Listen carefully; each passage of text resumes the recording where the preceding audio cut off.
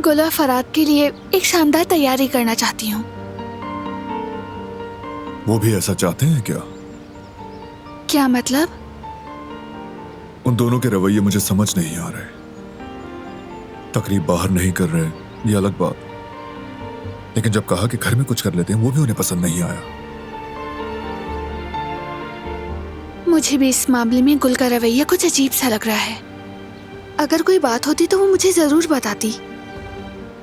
कह नहीं सकता कि फराद भी सब बताता। मर्द ऐसे मौजूआत पर बात करना पसंद नहीं करते। अंदाजा है, मैं जानती हूँ।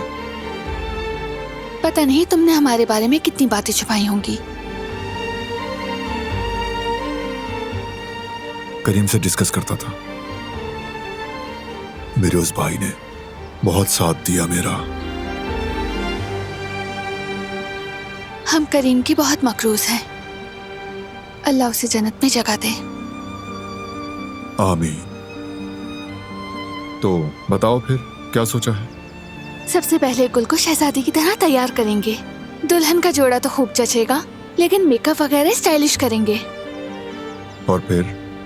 और मैं भी थोड़ी तैयारी करूंगी, क्योंकि बहुत खास दिन है। जबकि उसकी जरूरत नहीं, क्योंकि तुम हर हाल में खूबसूरत दिखती हो। और इन दिनों तो मेरी बीवी मुझे कुछ अलग ही दिखाई दे रही है, और भी ज्यादा हसीन। क्या सिर्फ इन दिनों में? कुछ तो खास बात है इन दिनों में।